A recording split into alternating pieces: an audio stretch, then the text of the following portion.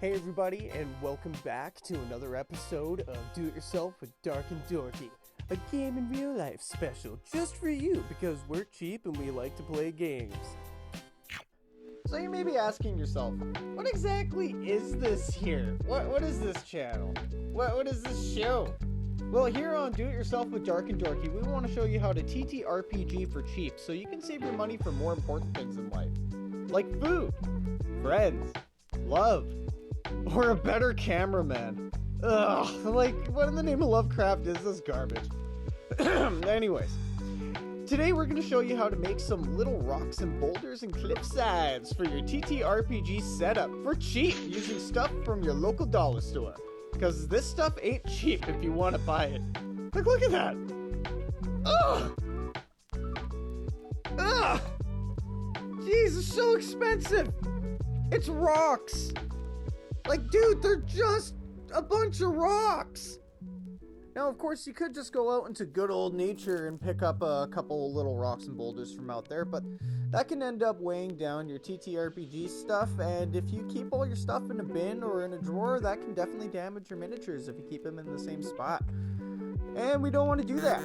So, what's nice and light and rocky like? Well, plaster of Paris is. And lucky for us, that's what's included inside of this I Dig Pharaohs kit from Montoy. I picked this guy up from Dollarama, I think for like $4 there. And an added bonus to it, it comes with a couple minifigures. Ooh.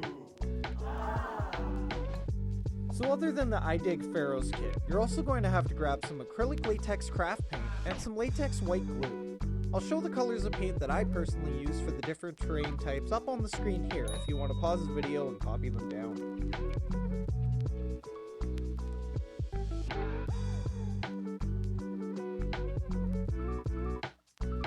You might be wondering why there's glue in the project.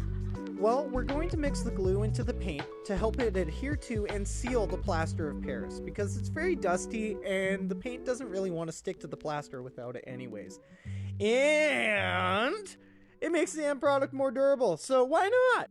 I would also recommend some wax paper for drying the rocks out. And it's also not a bad idea to have a couple old paint brushes on hand for this project in case you find using the teeny tiny brush that comes with the dig kit too uncomfortable to use for the entire project. So without further ado, let's fucking go! So, first of all, I would suggest doing a quick survey of the outside of the block, just to see if you can see any of the miniatures sticking out. It's literally just a bucket of plaster that they drop these little toys into in the factory, so sometimes you can see them from the outside. Then you're going to want to trace out how big you want certain rocks, boulders, or cliffsides to be. Honestly, this will change as you chip away at the block, so don't get your heart set on any exact shapes. We're going for au natural anyways, am I right?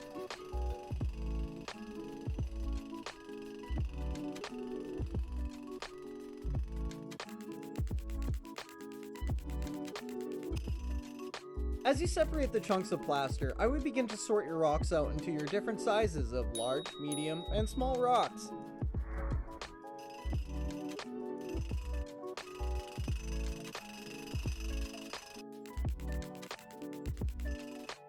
One eternity later.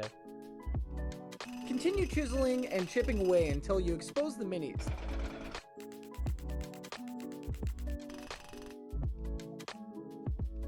Then set them aside once they're free. We'll get back to these guys later.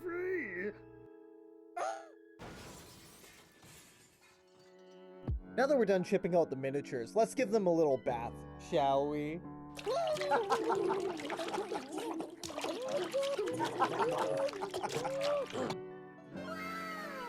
And now that the miniatures are nice and clean, let's get to the painting.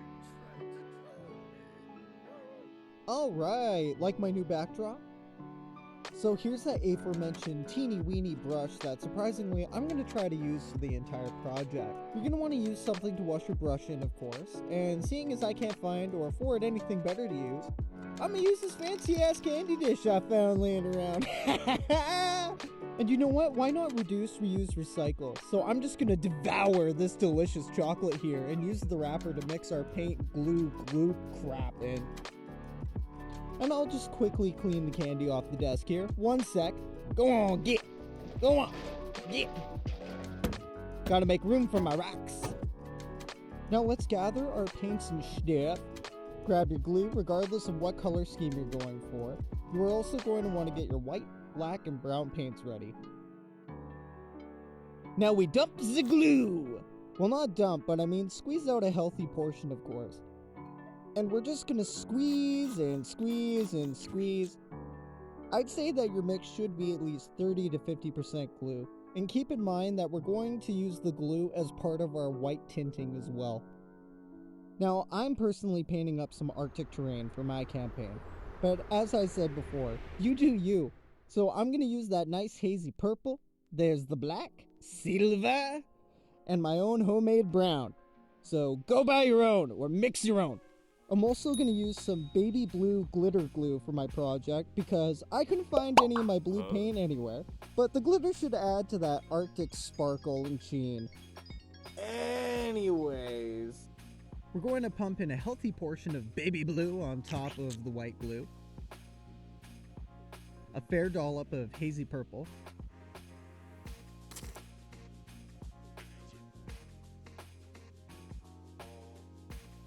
Just a drop of black followed by an equal amount of silver.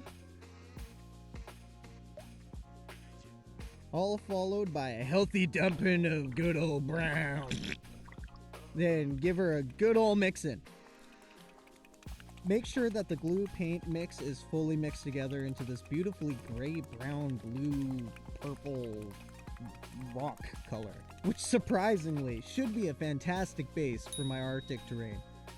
Now, you might be wondering why the blue and purple.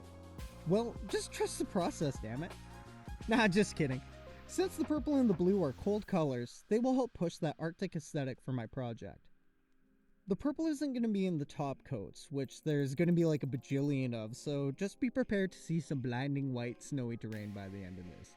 And if you're doing a warmer climate, like a volcano or desert, you'll want to use a warmer color like red, orange, or yellow. Now I'm gonna crank up the speed here so you're not watching me vigorously whipping this brush around for like 6 hours. Oh, and don't forget to wash your whiskers once in a while. The brush will get good and gummed up quick because, you know, the paint is like 30 to 50% glue and stuff. Now you'll probably notice that I wasn't being hella accurate when I was tinting the second coat, which is okay. Rocks are full of color variation. And I also have the incapability of omitting when I fuck up anyways, so you'll never know!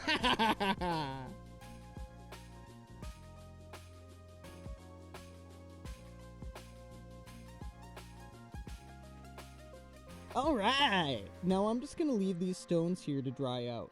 Like, give them a good couple hours to a full day to let the base coat fully dry, and I mean more than just to the top. Oh, and just to add to that, remember how I suggested earlier that you use wax paper?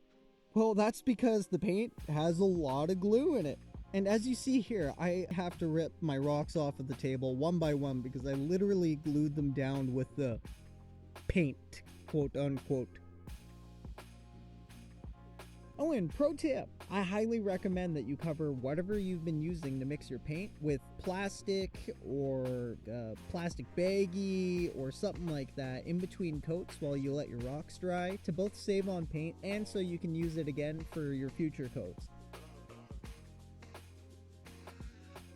As I continue on to the untouched sides of these rocks, I begin to blend the paint around onto the sides that are already finished, just to add that extra color variation and help tie the colors into each other so they look a little bit more coherent.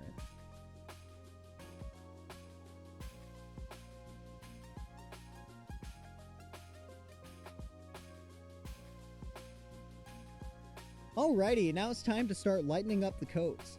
Here I'm adding more of my white glue, some more of my baby blue glitter glue, and another small dollop of silver paint to the same container that I had the previous coat of paint in to make a much lighter version of it to start building up the texture.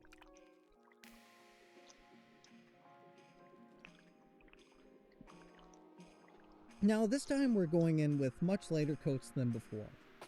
What we're doing is a little more than dry brushing, and we'll continue to cut back on the amount of paint that I use on the brush for every coat going forward from this point.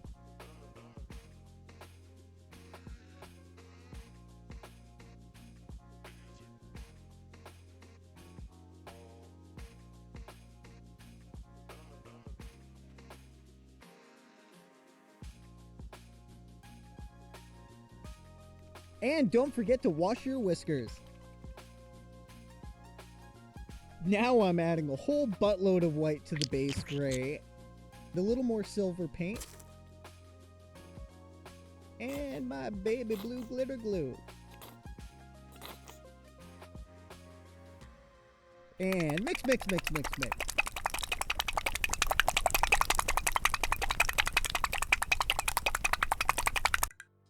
The white and the baby blue will start to push that Arctic ice aesthetic that I'm looking for, because this is where shit starts to look snowy! You're going to notice I'm going to dry brush this thing into oblivion. You guys are probably going to think, oh wow, it looked beautiful the first time. But I said no! Always more snow! Always more!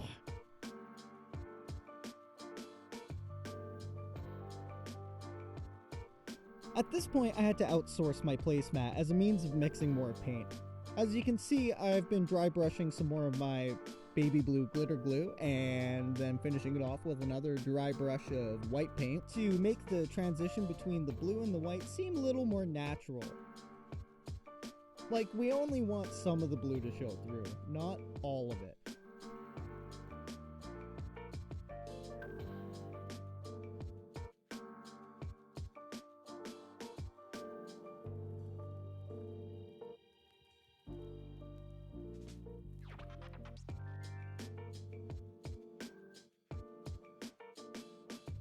Here's the finished product, everyone. Notice that even though these rocks are primarily white, there's still a whole bunch of color variation, with the gray and the black speckles resembling dropstone.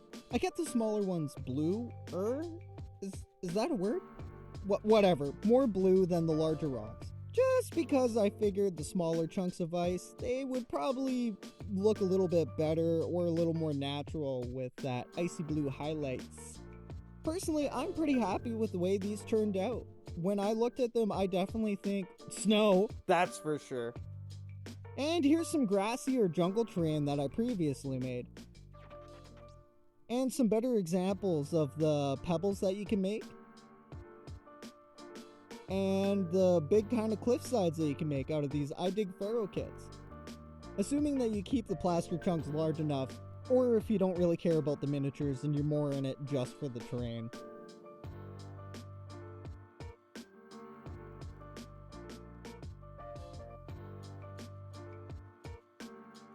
Now, you might want to keep the plaster dust that's left in the container for future projects. Pro tip, it adds a nice sandy or dirty texture to paints that you mix it in. Like if you were to paint dirt or gravel onto a war table. Epic foreshadowing. Alrighty, let's use all that saved up money on a new cameraman and have him show us our project on the war table. Let's go!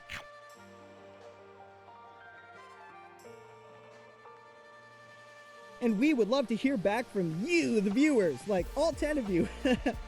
If you have any cool project ideas, hit us up in the comments, and we'll be sure to check them out and even get back to you on them. We might even feature it in a future video. And if we do, we'll definitely make sure we give credit to where it's due.